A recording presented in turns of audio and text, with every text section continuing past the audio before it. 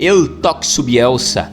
Este é um assunto que está repercutindo bastante nas mídias digitais. Nós vamos falar sobre isso. O Uruguai ontem, empatou com o Cabo Verde em 2-2, conseguiu uma virada, depois teve um empate de novo. Claro que isso é muito por conta da garra do Cabo Verde, que conseguiu se impor, uma seleção bem aguerrida, mas o Uruguai tá deixando a desejar, e isso tudo tá repercutindo muito. E o ponto principal é a questão do Bielsa, a questão de que ele é um cara tóxico, E também o ponto sobre o Luizito Soares e os números absurdos sem esse cara. Vamos falar sobre isso aqui neste vídeo, vamos mostrar, estar reagindo aqui a estes comentários aqui, comentados no programa da Jovem Pan Esportes, e vamos estar falando a respeito disso. Se liga só no que os caras estão dizendo a respeito da toxicidade de Bielsa. O certo é que a gente vê que o Uruguai não virou uma seleção, e é curioso isso,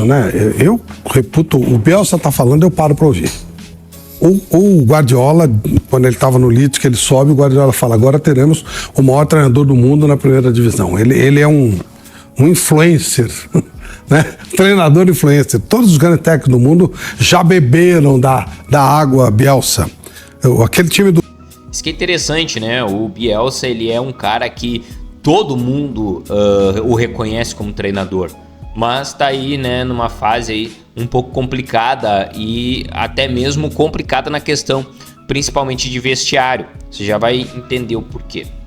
Que o Bielsa dirigiu, que é vice-campeão da Libertadores, perdendo pro São Paulo, você tem dali saindo Pochettino, você tem saindo o Tata Martino. Tem o mais? Outro era o Eduardo Berizzo, eram três treinadores daqui. Isso, todo cara que virou, porque a inspiração era muito grande. No entanto, ele não consegue transformar isso em resultados. Ele diz que não tem muito a ver, diz ele, que ele é muito tóxico. Então ele tem uma dificuldade de gerir o grupo e tal. E realmente, nessa fase final de preparação, realmente, ele tem um jeitão meio estranho, um jeitão meio assim, bem de pessoa nesse estilo mesmo, bem tóxica, E ele mesmo fala, Então isso é um ponto que talvez complique, esteja prejudicando, porque dependendo do elenco, os caras deixam o técnico de lado e começam a perder a graça de jogar, não é mesmo? Vamos ver o que eles continuam falando aqui. Então havia muita reclamação, muita confusão. O time do Uruguai estava todo enrolado, Você falava, você ouvia, que nem estão falando muito de Portugal. Portugal tá meio enrolado com o Cristiano, declaração do João Neves, o negócio andou meio esquisito lá. E havia esse problema com o Bielsa, tanto que ele já fala que vai sair antes da Copa do Mundo. Mas eu achava que o Uruguai ia fazer coisa melhor. Agora ter que ganhar da Espanha é meio que, empatar que seja, acho muito improvável. Agora complica, Fica meio complicado e difícil, dificultou a vida pro Uruguai na Copa do Mundo 2026. O que você acha? Acha que o Uruguai vai conseguir passar? E aí vai ficar uma coisa, o Bielsa, ele passa da primeira fase de Copa do Mundo, quando ele dirigiu o Chile, ele para no Brasil e fica por isso só, Na Argentina, em 2002, saiu na fase de grupos, Que era um time espetacular. Uma eliminatória excelente. Um dos maiores times que a Argentina montou, e ele fica com certa deficiência na Copa do Mundo. Acontece, essas coisas, não vai deixar de ser essa marca espetacular de futebol, mas infelizmente, na hora dessas decisões, ele acaba não conseguindo seguir.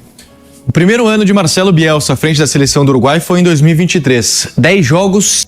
Agora ele vai trazer uns números aqui, que é um ponto importante. A gente vai daí entrar no assunto do Luizito Soares, a importância que esse cara tinha e o porquê ele deveria estar nesta Copa. E talvez o motivo do Uruguai estar mal é exatamente a falta desse cara. Você vai dizer, mas o cara já tá praticamente aposentado, joga sem um joelho praticamente.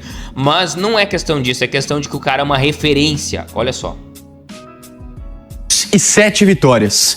De lá pra cá, começaram os entreveros que o Flávio citou aqui. Um deles, a saída do Luiz Soares, que deixou de ser convocado. O Soares deu declarações dizendo que o Bielsa não lida bem com o grupo. E desde então, de 2024 pra cá, os números do Uruguai são os seguintes: 30 jogos, 9 vitórias, 15 empates, 6 derrotas, 34 gols marcados, 24 gols sofridos, um aproveitamento de 46%. O Uruguai caiu bastante de rendimento nos últimos anos. Daqui a pouquinho a gente vai mostrar uma arte bizarra, eu vou colocar bizarra aqui como a palavra, dos números da seleção uruguaia sem Luis Suárez. São números inimagináveis, que a gente não espera de uma seleção tão grande quanto o Uruguai. Mas antes disso, Bruno, vou pedir também uma análise sua do que essa Copa do Mundo até agora da seleção uruguaia ainda não venceu. Pegou a Arábia, empatou. Pegou Cabo Verde, empatou. Os números desse ciclo mostram que o trabalho não se desenvolveu depois de um começo muito bom lá em 2023. E o time não é bom mesmo. Então, vamos pausar aqui, porque é o seguinte, o que aconteceu? Os caras vão mostrar um número aqui, um dado muito importante, que é um dado que vai mostrar a importância do Suárez dentro da seleção do Uruguai. Eu quero pular já para o minuto exato onde eles mostram isso, que é exatamente aqui, ó. Se liga só o que eles vão mostrar, os dados são assustadores. Uruguai com Suárez e Uruguai sem Suárez. Kaique, bota na tela aí os números da seleção uruguaia sem Luis Suárez em Copas. Porque a última vitória da seleção uruguaia sem Luis Suárez em Copa do Mundo aconteceu em 1990.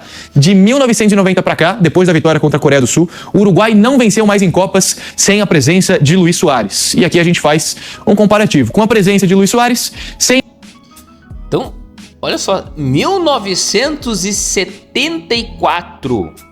sem a presença de Luis Suárez. Desde lá pra cá, o Uruguai não venceu em Copas do Mundo. Que loucura isso! Isso aqui são dados. Tem a presença de Luis Suárez desde 74, porque de 74 pra cá só venceu justamente esse jogo contra a Coreia em 1990.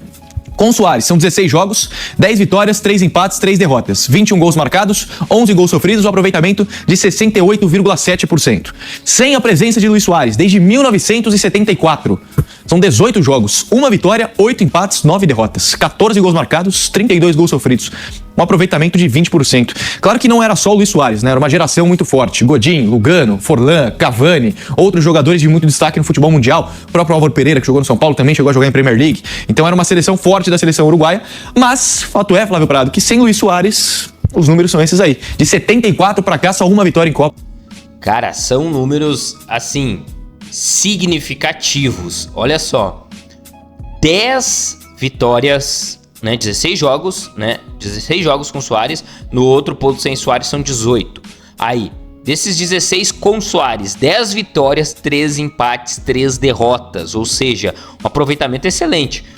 Aí no outro lado, sem Suárez, 18 jogos, uma única vitória em 18 jogos e 9 derrotas, ou seja, acabou o ataque, praticamente desorganizou o ataque. É um ataque ineficiente, né? Os números provam isso. O que você acha disso? Você concorda com isso ou não? Gols marcados, 21 em 16, 14 em 18, né? E aí até os gols sofridos, até a defesa piorou, né? O time como um todo do Uruguai se desestruturou. Você concorda com isso? Mas, principalmente o ataque perdeu eficiência e o time como um todo perdeu aquela voz de comando que talvez esse cara traria e trouxe para a equipe da seleção do Uruguai. Vamos completar aqui e já concluir o vídeo com esse assunto aqui final. Copa sem o pistoleiro. Bom, o Luis Suárez ele veio aqui pro Brasil, mostrou o nível dele, já velhinho, já veterano e tal, né? Mas eu queria fazer uma provocação em cima disso. Se nós tirarmos o Messi da seleção da Argentina e fizermos essa mesma perspectiva, esse mesmo levantamento, não vai dar 20%, mas não sei se chega a 50%. E se nós fizermos isso com a seleção brasileira sem o Neymar, eu acho que nós vamos chegar também em números que vão nos assustar bastante. Acho que no caso do Suárez é um pouco mais forte, realmente é. Mas se a gente tirar o Messi, tirar o Neymar, eu acho também que nós vamos ter alguma coisa muito feia, muito esquisita nessas duas seleções. Mas é um cara diferente, não é um cara especial. É o cara que faz gol. O cara que faz gol é um problema. Sem ele, é muito complicado. E foi o que você falou, né, Flávio? Aqui no futebol brasileiro, velho, sem o joelho. Então é isso, o que você acha disso? Acha que o louco Bielsa está destruindo a seleção do Uruguai? Ou tudo isso só está acontecendo pela falta do El Pistoleiro, El Luisito Suárez? Será que agora, quando ele encerrar sua carreira, acabou, ele já não joga mais na seleção, né? Será que virá outro para fazer a seleção do Uruguai retornar ao futebol que sempre teve? Deixa tua opinião aí, ela é muito importante para nós e até a próxima.